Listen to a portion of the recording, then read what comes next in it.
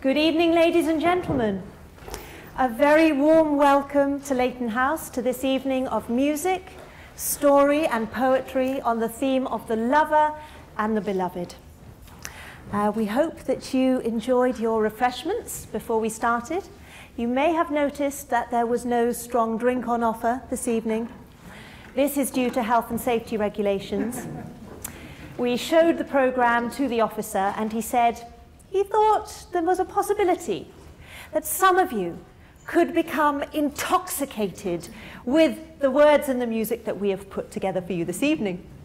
For tonight, we trace the footsteps of the lover on the pathway of the beloved. And the stories that we're going to share with you this evening are all Persian stories. And really, who better to speak of love than the Persians? Wouldn't you agree? I hear someone laughing at the back. It's very true, with that beautiful, rich, romantic language that the Persians have. It's absolutely ideal. You know, we English, if I may speak on behalf of us English here, we're a little bit reserved, aren't we? Wouldn't you say? Yeah, when it comes to giving compliments especially. So an English compliment, it would be something like, you look nice tonight, dear. Yeah, that's what the English say, isn't it? Something like that, yeah? But a Persian, if a Persian was going to say that, he'd say something like, my darling, you ravish me with one glance from the ocean of your eyes. I'm drowning in the sea of your intoxicating beauty. Something like that. That's the difference between the English and the Persians. So let me ask the ladies here present this evening, which do you prefer, ladies? English or Persian? I didn't hear an answer there. English or Persian? That's the right answer. Definitely what I prefer to. Isn't that lucky that we're telling you Persian stories tonight? You know, I have the bounty of having quite a few Persian friends, and I really love to listen to them talking, and they have the most wonderful phrases. And sometimes I ask, you know, what does that mean, that beautiful, heartfelt phrase you just said? What does that mean? So sometimes I think when they explain, it gets a little bit lost in translation, perhaps. For example, I hear this lovely phrase, which is Jigare mani. Sounds so romantic. I think, what does it mean, this Jigare mani? What does it mean? It means, you are my liver. I'm not sure where the romance is in that, but you're so much a part of me. You are my liver. It's very, very passionate. Of course, there are also some very cute phrases as well. This is a real favourite of mine. You can say this one to anyone, but you'll often hear a grandparent, for example, saying it to a grandchild, usually when they're pinching their cheek really hard. Pinch like that. That's a sign of affection, by the way. If anyone does that to you, they really love you. The grandchild's usually rubbing their cheek afterwards. So the grandparent pinches the cheek really hard and goes, Mush Baharadet. So we have some Persians in the house tonight. They already know what I'm talking about. Mush Baharadet, like that. Would you like to know what it means? Yeah? It means, a mouse should eat you. A mouse should eat you. Yes? That means you're so cute. A mouse should eat you. It's very sweet, isn't it? And for those of you who like Persian cuisine, like me, and very fond of Persian food, you will already be aware of Khoresh gorme sabzi. But that's not a compliment, by the way. No. Khoresh gorme sabzi is a Persian dish. It's lamb chopped up very finely with green herbs. But I think that it inspired this next very heartfelt, passionate phrase. Geyme geymatam, gorme gormatam. See, gorme sabzi, gormatam. So what does it mean, this geyme geymatam, gorme gormatam? Very loving. It means, I want to chop myself into little pieces for you. It does. Really, it means there's nothing I wouldn't do for you. There's no pain I wouldn't undergo to serve you. I love you so much. I'd chop myself into little pieces for you. There we are. So that was a very short introduction to romantic Persian phrases.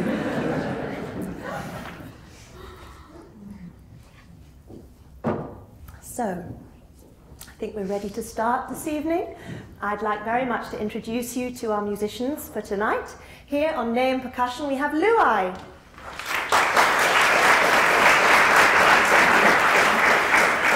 And on piano, the lovely Rebecca. I'm Sarah, your storyteller for this evening. Good evening. And a little bit later on, we'll be joined by the very sweet Honey and the aptly named Grace, who are our sopranos for this evening. So we very much hope that you'll enjoy this evening of Persian stories, that nothing gets lost in translation, and that somewhere along the line, you catch a fragrance from the garden of love. And really, if we want to know how to speak to our beloved, we should ask Majnun.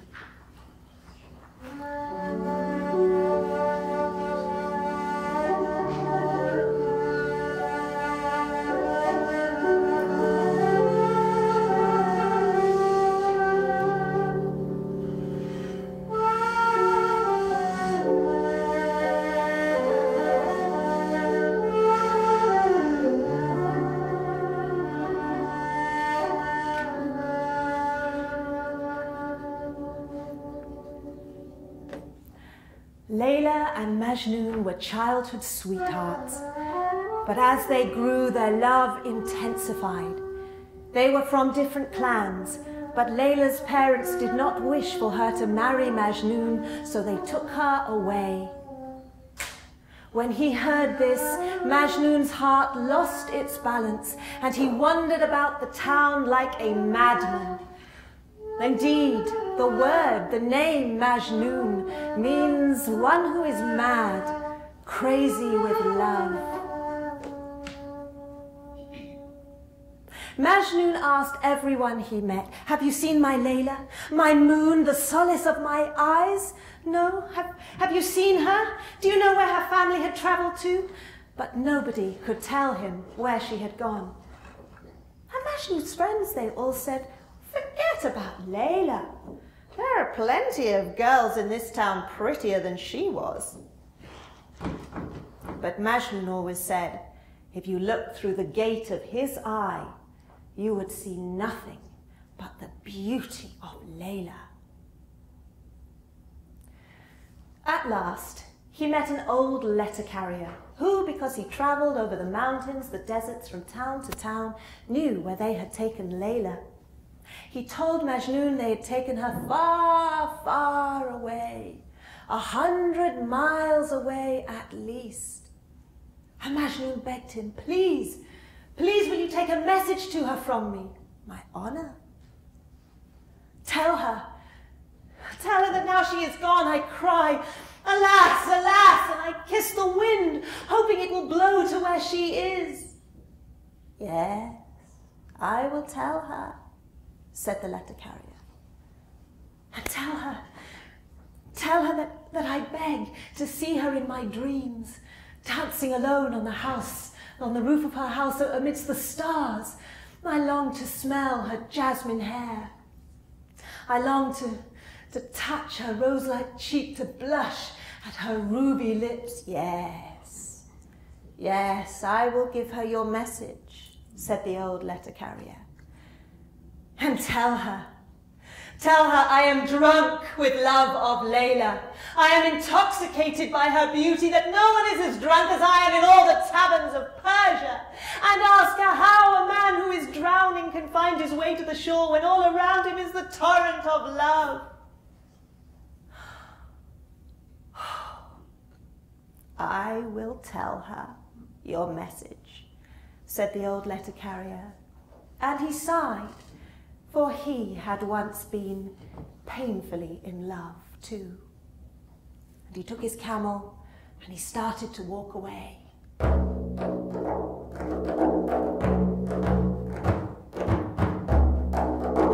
Majnun followed him, for there was still plenty burning in his heart that he wished to tell to Layla. Say this to Layla, say this to her, don't forget. Tell her that one day I will plant her a garden of flowers, and the tears of my longing will fall onto tulips and hyacinths, roses, jasmine, jonquil, sweet lavender, and humble violets. But none of the flowers in this garden will ever match the sweetness and the fragrance of my Layla. I will tell her about the garden, said the old letter carrier. And tell her this, don't forget. Tell her that in the middle of the garden I will plant her a mulberry tree, and its heart-shaped leaves shall flutter like my heart flutters for love of Layla. And the stain of the fruit of this tree will never leave her fingers, but its sweetness shall never match the sweetness of my Layla. I will tell her about the mulberry tree, said the old letter carrier, and a lump was starting to form in his throat. And tell her this, don't forget, tell her this. Tell her that I will plant her an avenue of dark green cypress trees full of singing birds, so that she may stay cool in the heat of my love for her. But none of these tall, slender trees will ever match the elegance and the nobility of my Layla. And when the wind blows, the wind of God, when it blows through the trees, it will bless her. I will tell her about the cypress trees, said the old letter carrier, and an anguish of tears trickled down the dust on his face, for the sting of regret for the love that he had felt, but never pursued, caused him much pain.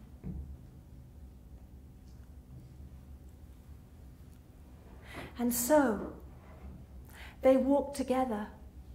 They walked together throughout the day, Majnun speaking only of Layla, until the night fell, and they stopped at a caravanserai where the camel took its rest, and the old letter carrier lay down on a mat to sleep.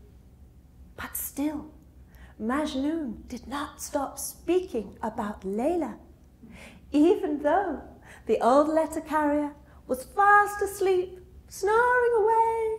Majnun still continued to talk of his love for Layla, thinking that maybe in his dreams the letter carrier would remember something of this message. And so it continued. Day after day, they walked together, Majnun, the letter carrier, and the patient camel. Majnun speaking only of Layla.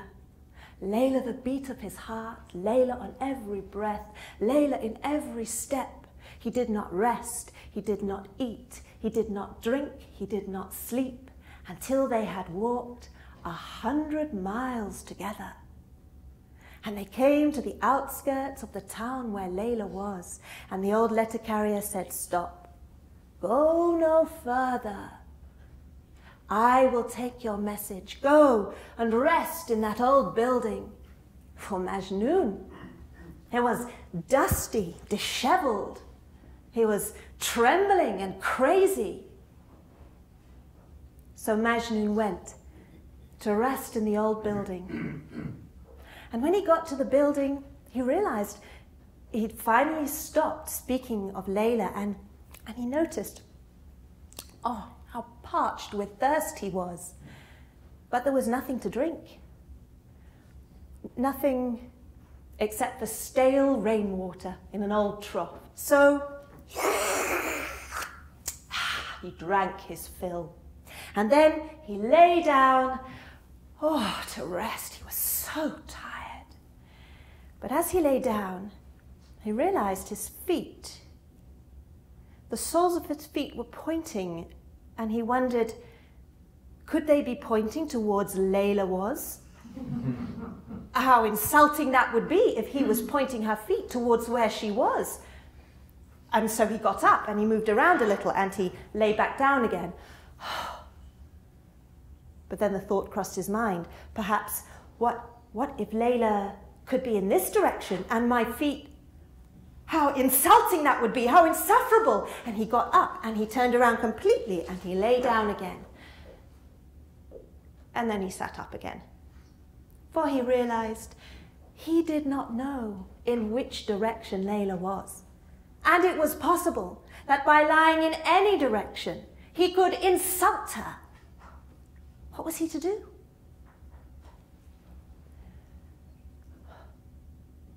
Then he had an idea. Although Layla was indeed an angel, she was not yet up there in the heavens. So he found an old rope, he tied it around his feet, he threw it over an old beam, he hoisted himself upside down, and that's how he slept. Well, he was Majnun. The old letter carrier, he went to the house of Layla and he sought her out and he told her everything he could remember about Majnun's message.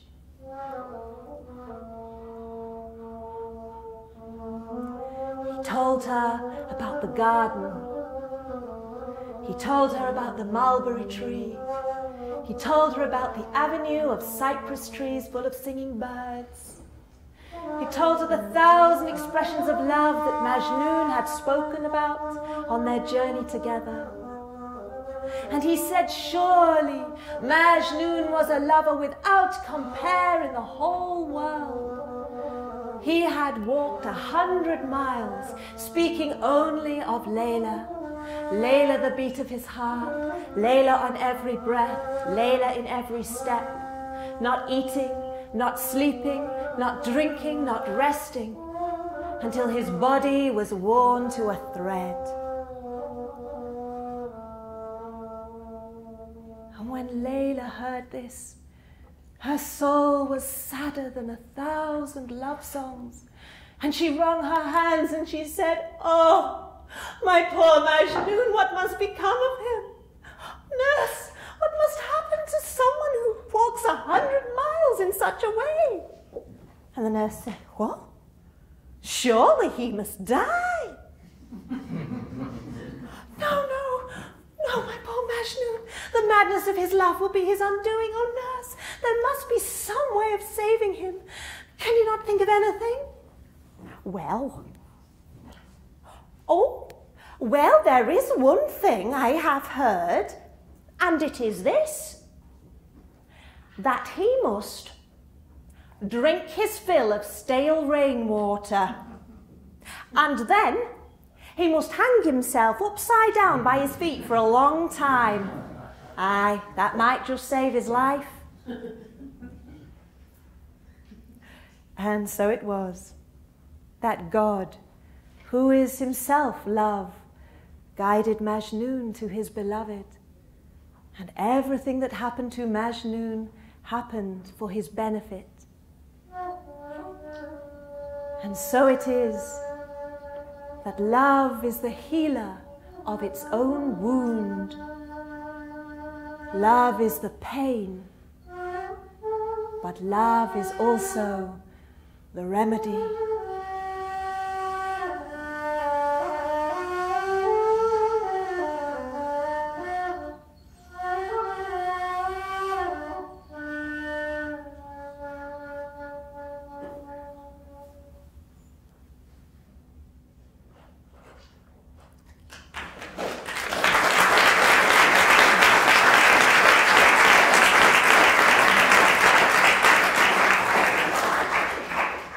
Very much. I wonder if any of you are starting to feel a little intoxicated yet by all that heady language. Now you may remember that Majnun refers to Layla as his moon. Now this is a very Persian concept, to refer to your beloved as being as beautiful as the moon is the highest form of flattery. And I'm thinking perhaps as we're journeying together tonight, we're searching for the beloved. It feels a bit dark. I'm not sure where to start looking. And I wonder, perhaps, do we need a moon to guide us on our way, a symbol of beauty? I wonder where we could find a moon. Luai, I just had an idea. Yes, you. Do you think we could borrow one of your beautiful daffs? Oh, yeah. Maybe? Sure. That's the perfect one, actually. Thank you very much. I just had a little idea about this. I think this might work. There we are. Let's have a look at this.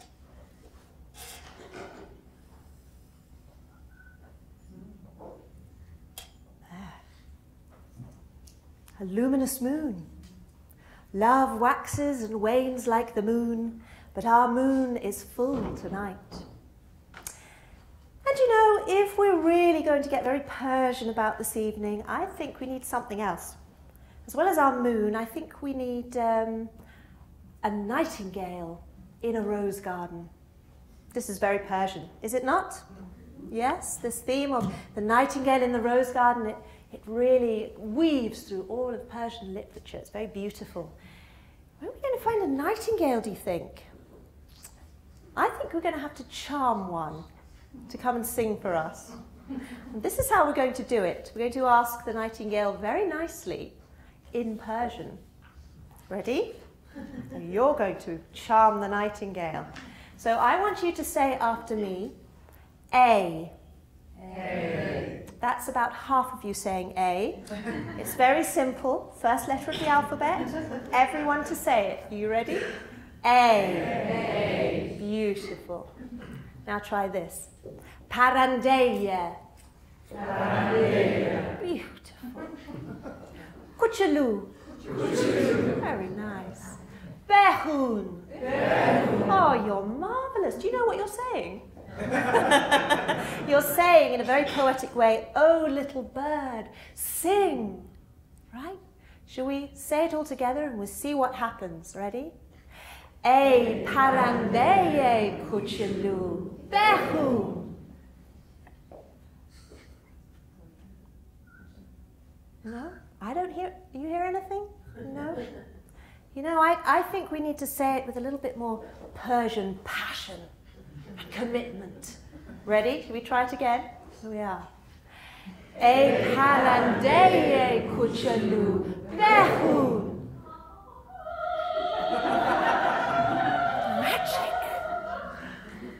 Did you hear that, Luai? Yeah, you could hear that. I think that might be a nightingale. How exciting. Do you think if we said it one more time, it might charm the nightingale to come a little closer? Should we try it? Ready? Ey parandeye kuchelu behun.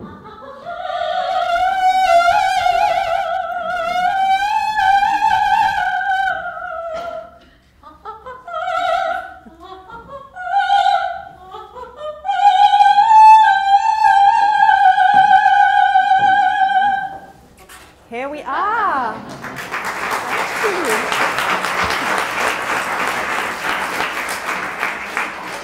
What an exquisite nightingale. And she came with her own rose garden. Yeah?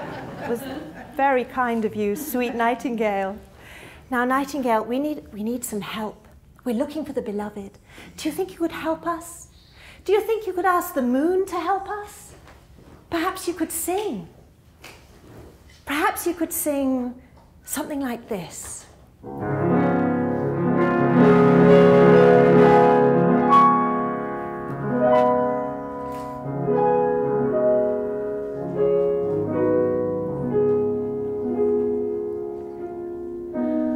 O moon, in the dark heavens, your light shines far.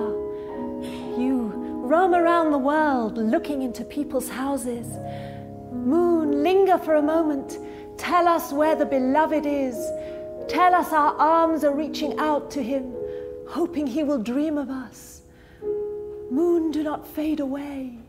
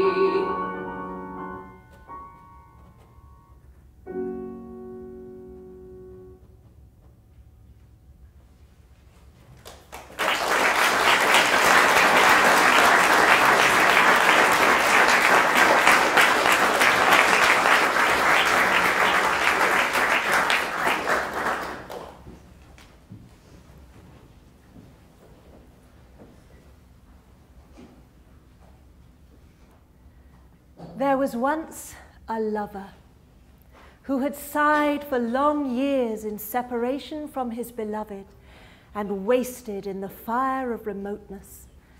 From the rule of love, his heart was empty of patience and his body weary of his spirit. He reckoned life without her as a mockery, and time consumed him away. How many days he found no rest in longing for her. How many nights the pain of her kept him from sleep. His body was worn to a sigh. His heart's wound had turned him into a cry of sorrow.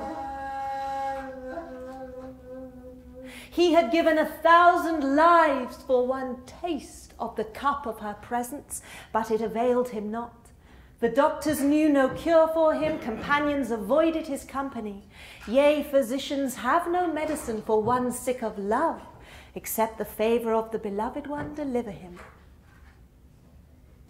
At last, the tree of his longing yielded the fruit of despair, and the fire of his hope fell to ash.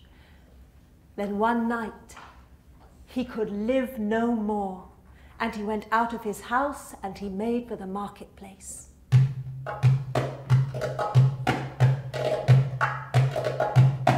On a sudden, a watchman followed after him. He broke into a run, with a watchman following. And then other watchmen came together and barred every passage to the weary one. And the wretched one cried from his heart and ran here and there and moaned to himself, "Surely this watchman is Ezrael, my angel of death, following so fast upon me. Oh, he is a tyrant of men, seeking to harm me." His feet carried him on, the one bleeding with the arrow of love, and his heart lamented.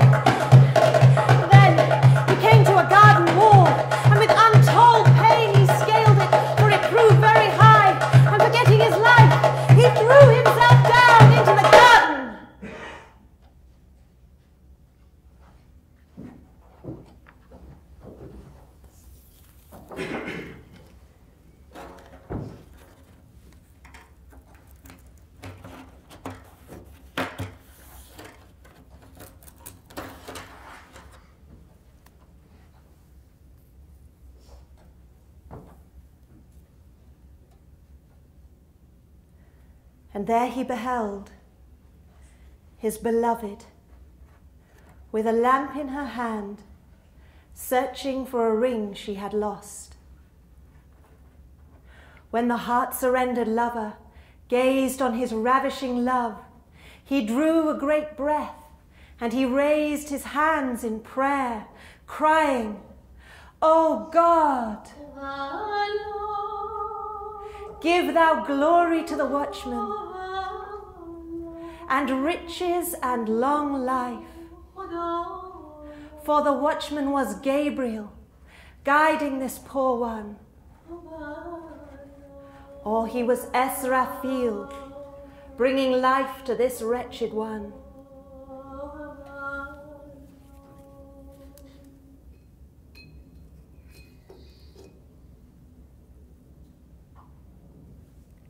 Indeed, his words were true, for he had found many a secret justice in this seeming tyranny of the watchman, and seen how many a mercy lay hid behind the veil. Out of wrath, the guard had led him who was athirst in love's desert to the sea of his loved one. He had lit up the dark night of absence with the light of reunion. He had driven one who was afar into the garden of nearness, and guided an ailing soul to the heart's physician. Now, if the lover could have looked ahead, he would have blessed the watchman at the start, and he would have prayed on his behalf, and he would have seen that tyranny as justice. But since the end was veiled to him, he moaned and made his plaint in the beginning. Those who journey in the garden land of knowledge, because they see the end in the beginning, see peace in war and friendliness in anger.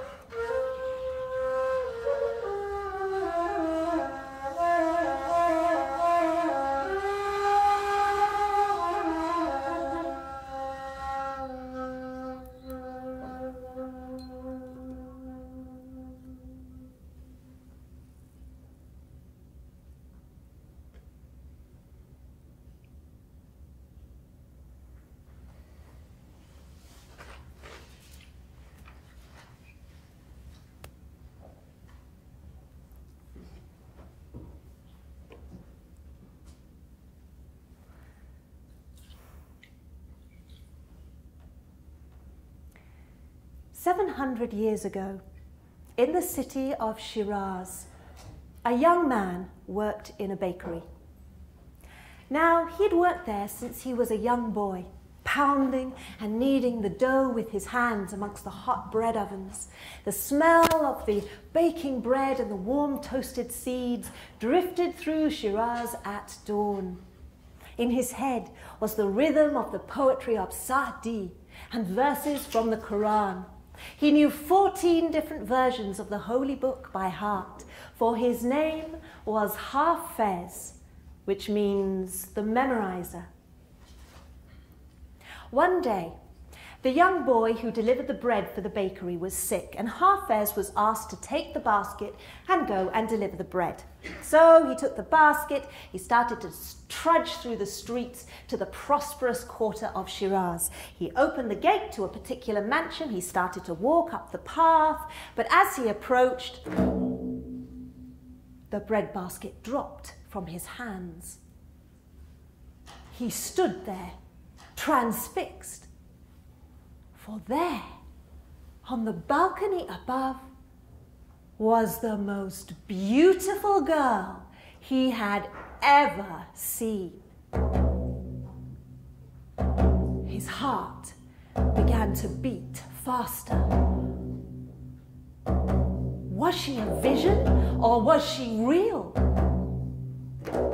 He felt the heat rise through his body to his face, hotter than the fierce ovens at the bakery. She was as beautiful as a goddess of the moon.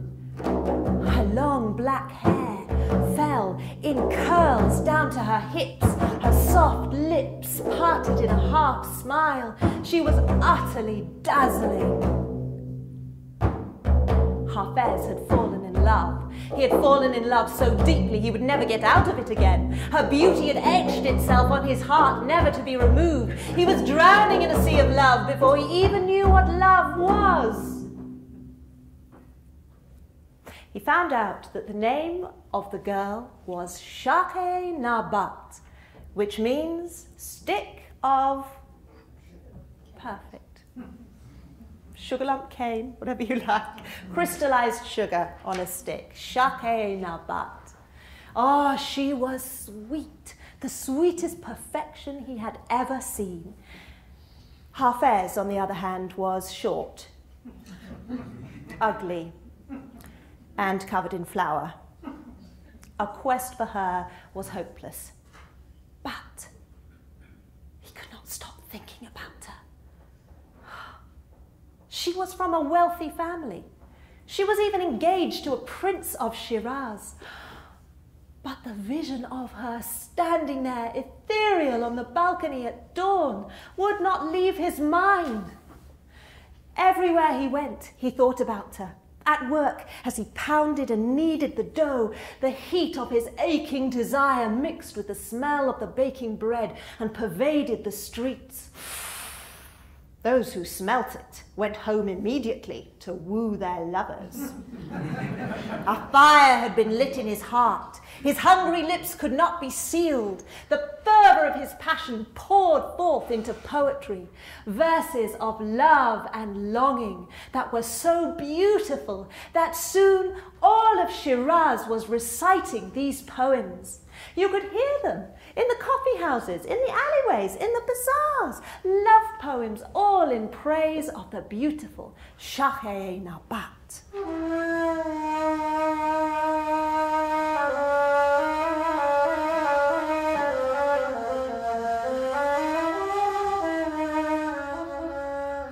I cease not from desire till my desire is satisfied. Or let my mouth attain my love's red mouth, or let my soul expire, sighed from these lips that sought her lips in vain. Others may find another love as fair, upon her threshold have I laid my head. The dust shall cover me, still lying there, when from my body life and love have fled. My soul is on my lips ready to fly, but grief beats in my heart and will not cease, because not once before I die will her sweet lips give all my longing peace.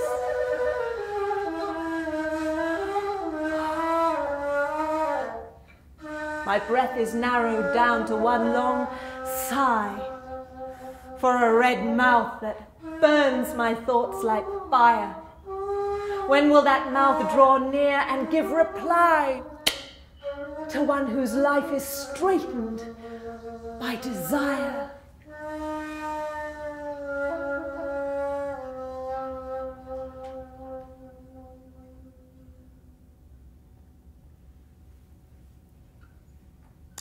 Hafez had a very strong will. He was utterly determined to win Shake Nabat, no matter how impossible it might seem. There must be a way. There must be something he could do.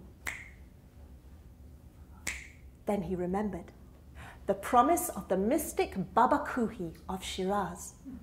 His legend stated that if anyone could stay awake at his shrine for 40 nights in a row, he would be granted his heart's desire. Hafez already knew what his heart's desire was. He vowed to keep the vigil. So, every day he went to work in the bakery. After he finished work, he walked past the gate of Shah-e-Nabat, 4 miles out of Shiraz to the shrine of Baba Kuhi. There he sat all night listening to the beat of his heart until dawn broke. He got up and he went back to the bakery again. Every few days, from her balcony, Shah-e-Nabat saw him walking past her gate. At first, in the early days, he was eager and determined. So he walked like this.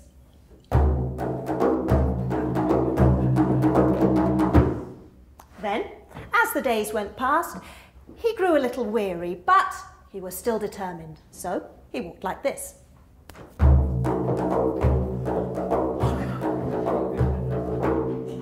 Then, as the weeks went past, oh, he was so tired, his shoulders slumped. He walked very slowly. So he walked like this.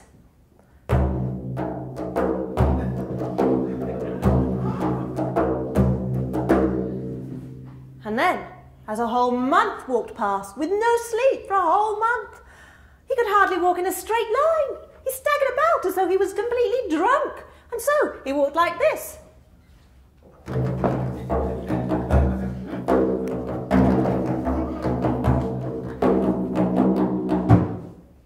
And then, when the 40 days were nearly past, he just floated past her gate like a strange ghost with a will of iron. So he walked like this.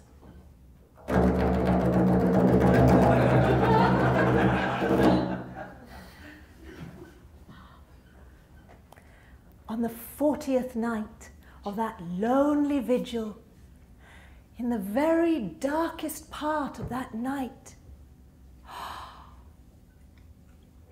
the angel Gabriel appeared to him, bathed in radiant golden light, huge wings outstretched, marvelous, glorious, resplendent.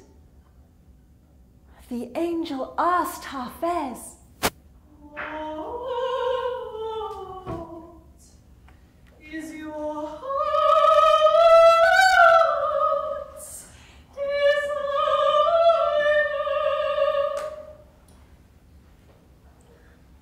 The transcendent, spiritual beauty of the angel far outshone the sweetness of Shah-e-Nabat. Hafez forgot all about her. He was transfixed. He looked at the angel and he thought, if an angel is as beautiful as this, what must the beauty of God be like? So when the angel asked him, "What is your heart's desire?"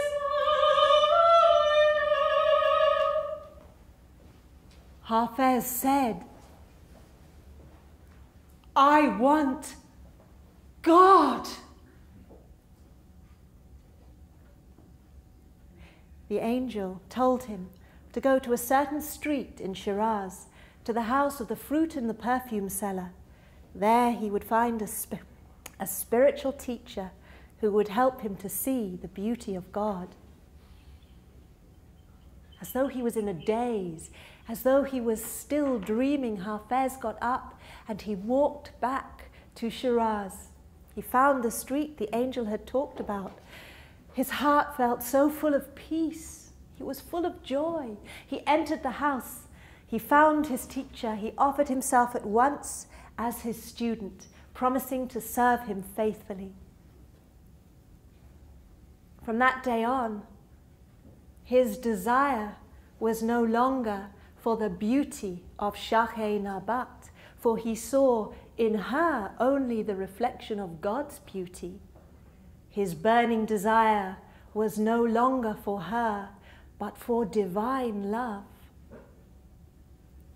You know, even though he and Shah-e-Nabat never got married, they did become friends. They became lifelong friends. And again, at this stage of his life, he wrote poems that were treasured by the people of that city, as verses of love for God fell from their lips like soft rose petals and drifted through the streets of Shiraz.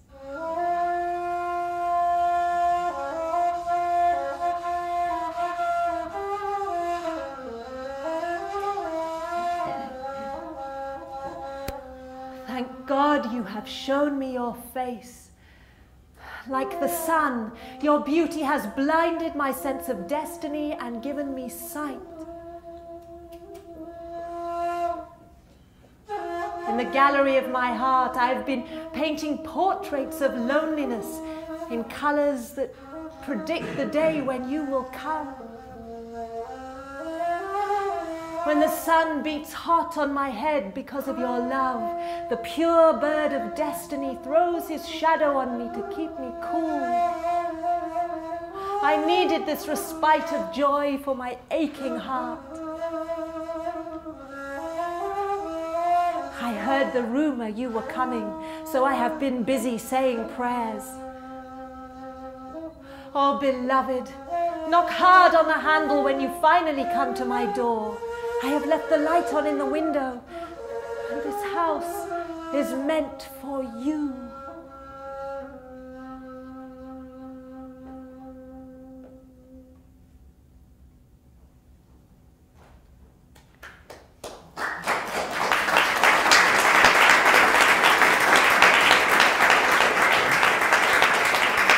Thank you. A clap in the middle of a story is always welcome.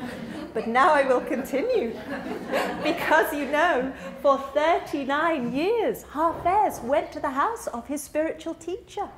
39 years, he was so eager and determined to try to see the beauty of God. And, you know, towards the end of that 39 years, he just became restless. He became restless because he so wanted to see this beauty, this divine spirit. And his teacher always said, have patience and one day you will know. But Hafez, he got anxious. He began to have doubts. He began to wonder, you know, had he wasted his time coming here every day for all these years? And now every day he complained to his teacher, and every day his teacher said, have patience, and one day you will know. But Hafez, he lost his patience. He could not wait any longer. He became so frustrated that one day he started to weep hot tears, and he cried out, I have come here as a faithful lover for 40 years, nearly 40 years. How much longer must I wait? When will I see my heart's desire? Have patience, and one day you will know. I knew you would say that, he said, and he fled the house. He could see no solution except one. If he really wanted to achieve his heart's desire, he must practice a most severe spiritual discipline, a spiritual discipline that hardly anyone had ever managed to achieve. If he wanted his heart's desire so badly, he must practice the Chele Neshini, the 40-day fast.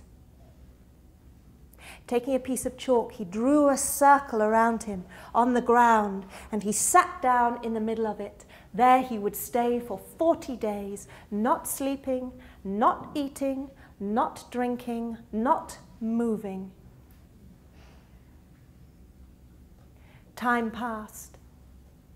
Days passed. Weeks passed. He sat there in his circle, shutting out everything and everyone, grasping for God, wrestling with himself.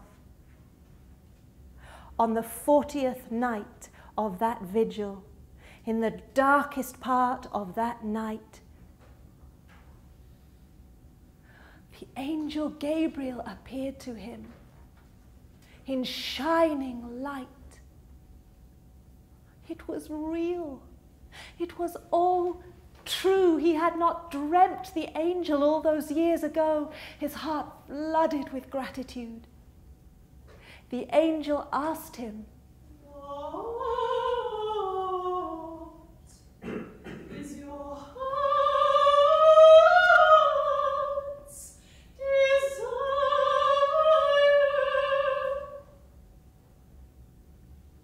Hafez bent his head in submission. "My only desire is to wait on the wish of my master," he said. Dawn broke.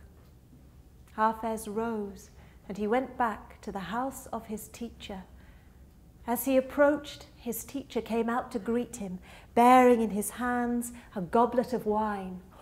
As the last drops of wine trickled down the throat of Hafez, there was lit in the heart of this lover a blaze, a fire that consumed all veils of separation, and he became God-realized. From that day on, he did not write poems in honor of the beloved, for he had melted into the beloved. From that day till the day his dust mingled with the dust of Shiraz, he wrote poems that spoke of divine unity.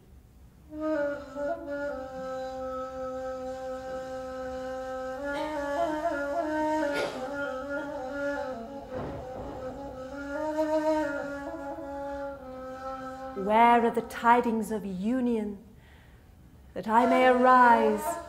Forth from the dust will I rise up to welcome thee. My heart, like a soaring bird yearning for paradise, will arise and soar from the snares of this world set free. When the voice of thy love shall call me to be thy slave, I shall rise to a greater far than the mastery of life and the living, time and the mortal span. Pour down, O God, from the clouds of thy guiding grace, the rain of a mercy that quickeneth on my grave, till, like dust the wind bears from place to place, I arise and flee beyond the knowledge of man.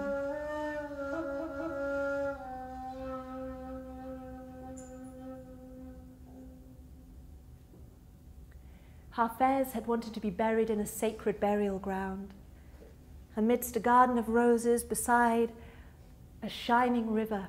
He had wanted to be buried underneath a cypress tree that he had planted with his own hands. But the clergy of Shiraz refused to allow it. He and his poetry were impious and unorthodox, they said. But the people, who loved Hafez and his poetry, fought for him and argued his case. There was a fierce disagreement and no solution could be reached. Then someone suggested, why not ask Hafez for advice? No one could think of an objection to that. So this is what they did. They wrote out all of Hafez's poetry, they tore it into strips, and they put the couplets into a giant urn. A great crowd began to gather, and a young boy, about your age, was chosen from the crowd to come and to pick one of the couplets. Everybody there waited with bated breath to hear how Hafez would speak through his poetry. So the young boy came up, put his hand into the urn, brought out a slip of paper, and this is what it said. Do not walk away from the graveside of Hafez, because, although buried in mistakes, he is traveling to paradise. There could be no clearer message. Hafez was buried where he had wanted to be, surrounded by the smell, the beautiful scent of roses and jasmine, in that lovely garden. And when the wind blew, the cypress tree bent its head in submission.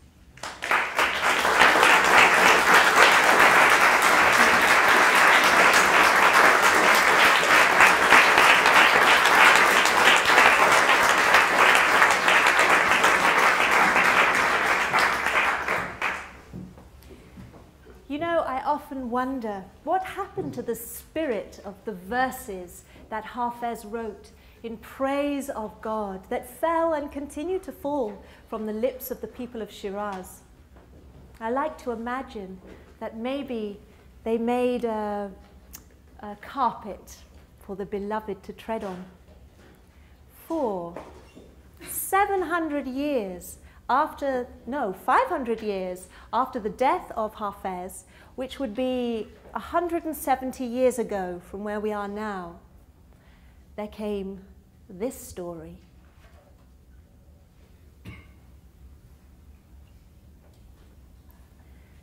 This is a story about a time in Persia that was full of expectation.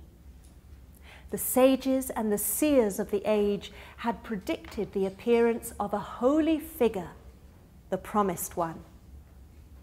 All the spiritual teachers were looking deeply into the scriptures. They were preparing their students for the arrival of this promised beloved.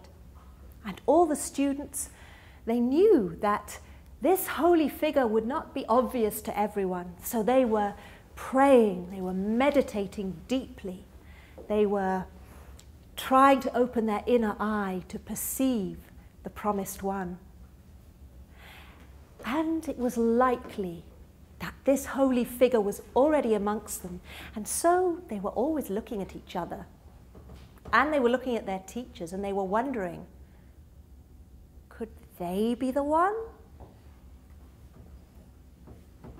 Could they be the one?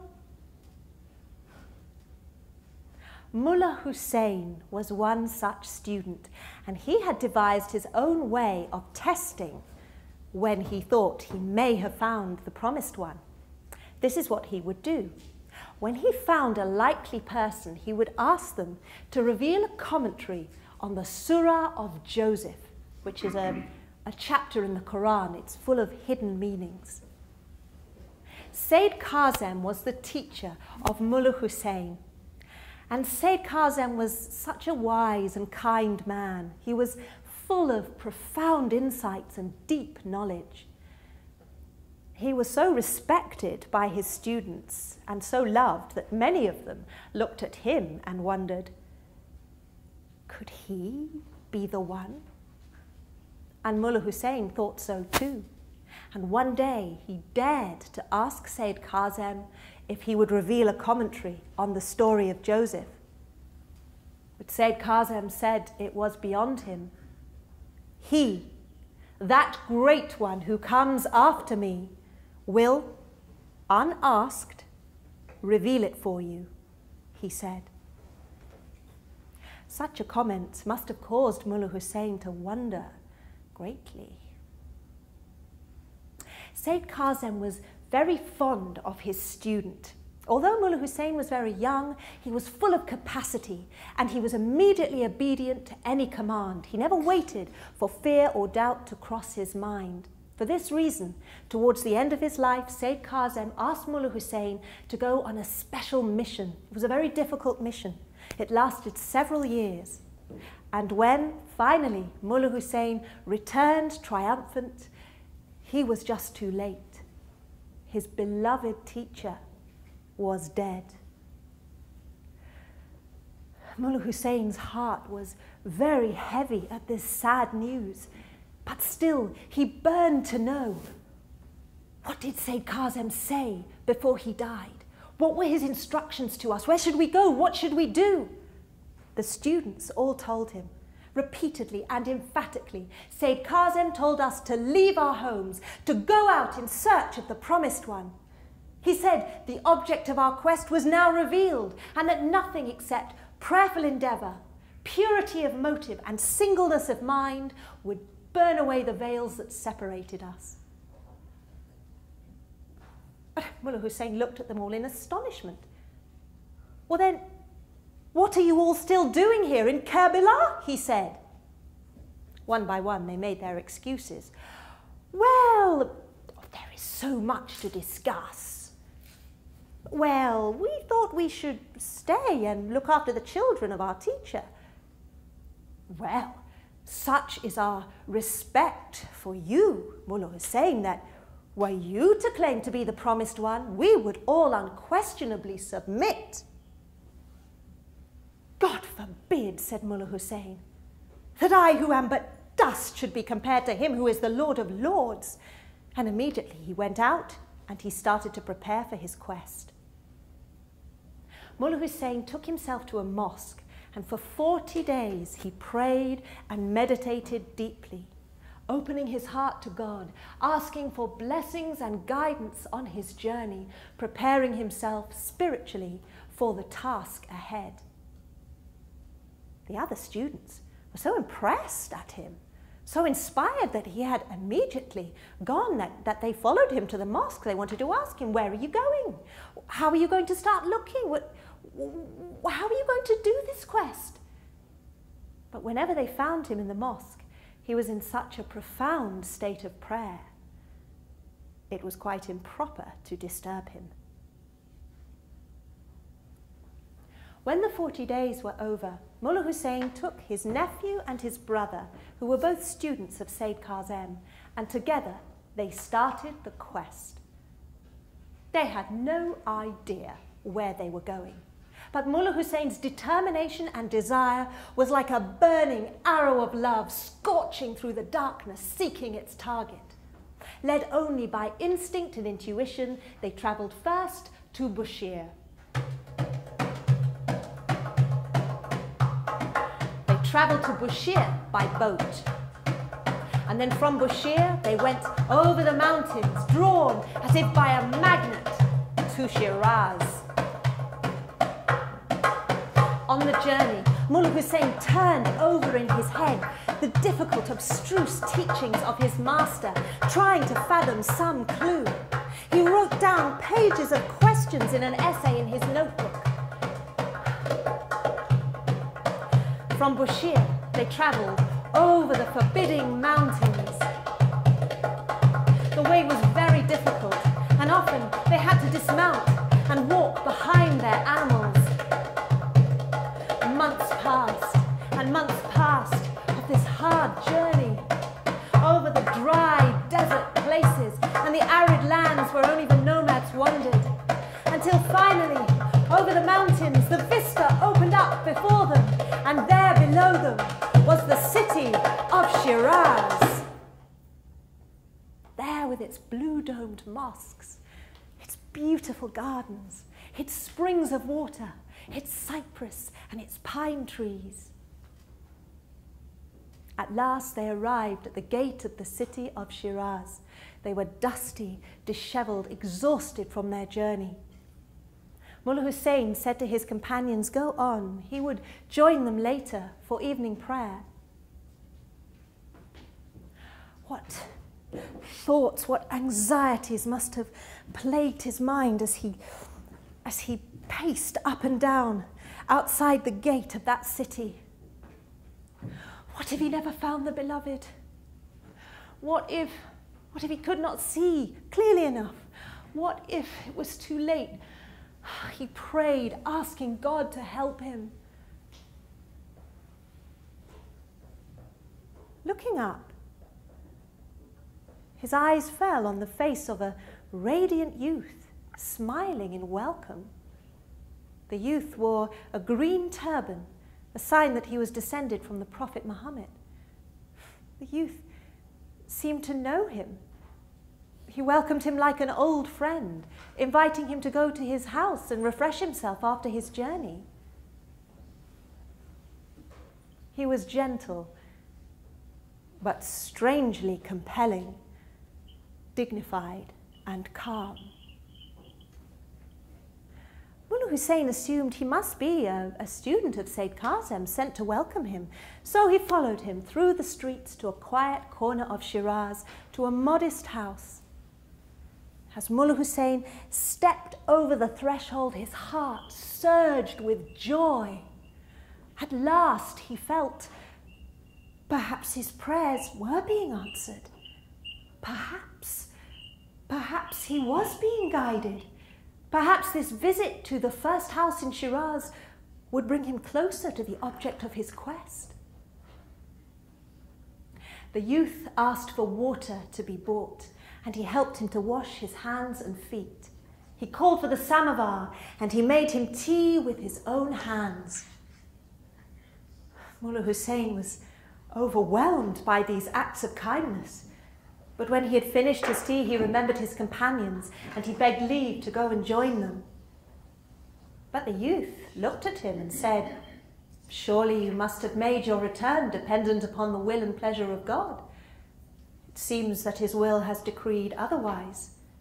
You need have no fear of having broken your promise." It was the time for prayer, so they washed again in preparation, and they stood together. As they stood in prayer, Mullah Hussein opened his heart, begging God to help him. "I have striven with all my soul, O my God, and until now I have failed to find thy promised one, thy promised messenger. I testify that thy word faileth not, and that thy promise is true." As they prayed together, the sun sank in the sky, and the moon began to shine like a silver talisman. It was about an hour after sunset when Mullah Hussein turned to the youth and unburdened his heart, telling him of his quest and all his earnest striving. The youth listened intently and asked if there were any signs by which the promised one could be known. Yes. He was of pure lineage, of illustrious descent, of the seed of Fatima, the daughter of the Prophet Muhammad. He was between the ages of 20 and 30. He was endowed with innate knowledge. He abstained from smoking and was free from bodily deficiency.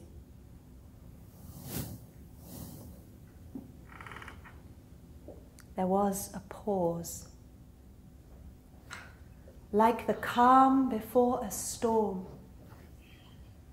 And then, in a vibrant voice, the youth declared, "Behold, all these signs are manifest in me." He then went on to list the signs Mullah Hussein had mentioned and demonstrated how they each applied to him. Mullah Hussein was simply astonished, and politely he explained, the one whose advent we await is a man of unsurpassed holiness, and the cause he is to reveal, a cause of tremendous power. No sooner had those words fallen from his lips than he was gripped with a fear and remorse that he could not explain. He bitterly regretted them. He fiercely reproved himself, and he resolved to alter his attitude, soften his tone, speak with humility. He began to wonder about the test he had devised, and as he was thinking this, the youth once again asked if he could not indeed be the one he sought. Mullah Hussein got out his notebook with all the difficult, mysterious questions he had about the teachings of his master. He offered it to the youth and humbly begged if he might consider it. The youth took the notebook, glanced at a few passages, closed it again, and within a few minutes he had explained all its questions. He had unravelled all its mysteries, and he spoke further profound truths Mullah Hussein had never heard before. Then the youth said, "Now is the time to reveal the commentary on the Surah of Joseph." He took up his pen, and with incredible rapidity, he started to write the commentary, intoning the words as he wrote. After every intonation, he repeated this refrain: "Far from the glory of thy Lord, the all-glorious, be that which his creatures affirm of him, and peace be upon his messengers, and praise be to God, the Lord of all beings." Mullah Hussein was enraptured by the sound of his voice, its magic, the sweeping force of the words that he revealed, the power of his voice and its sweetness were utterly mesmerizing.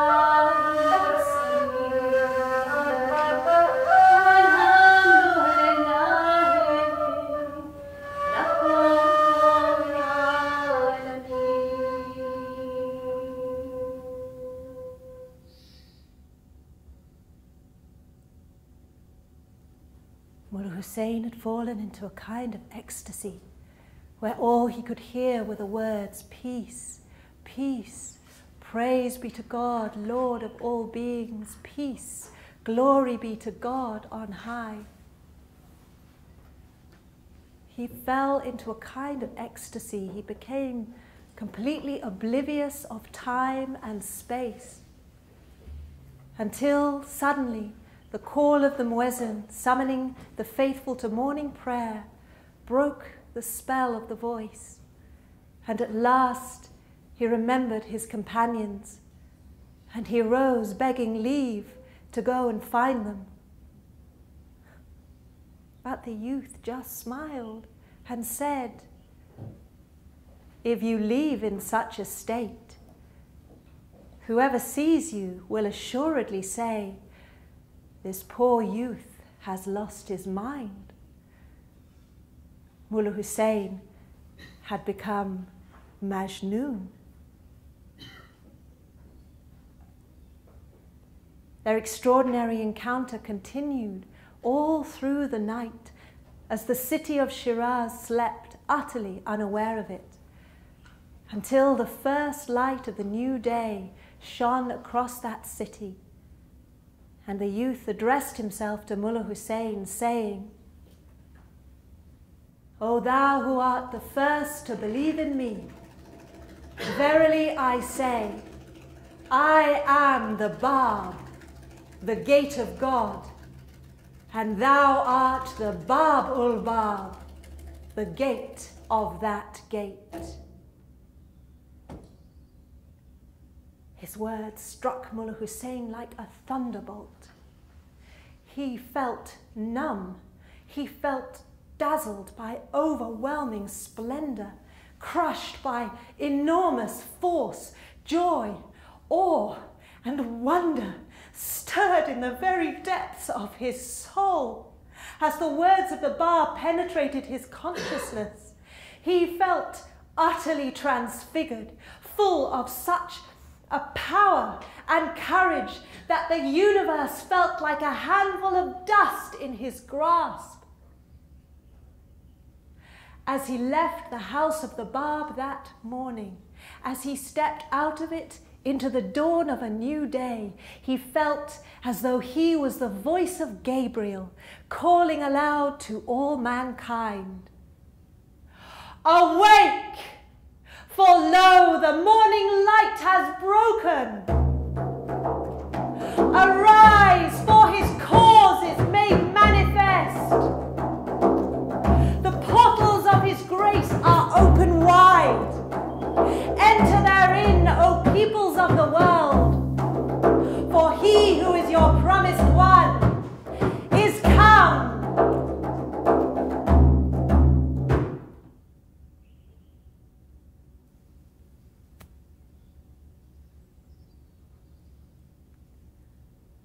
Oh, my friends, listen with heart and soul to the songs of the Spirit and treasure them as thine own eyes. For the heavenly wisdoms, like the clouds of spring, will not rain down on the earth of men's hearts forever.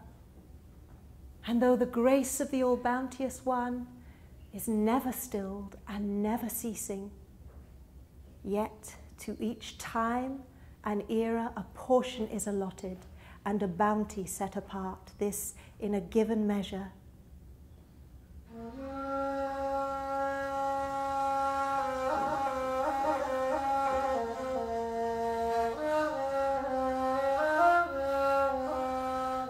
O brother, not every sea hath pearls, not every branch will flower, nor will the nightingale sing thereon.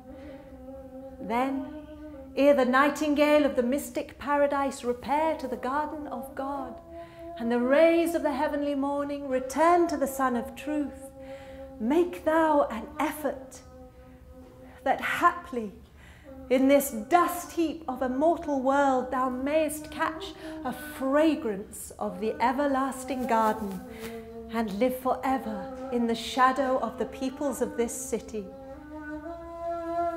And when thou hast attained this highest station and come to this mightiest plain, then shalt thou gaze on the beloved and forget All else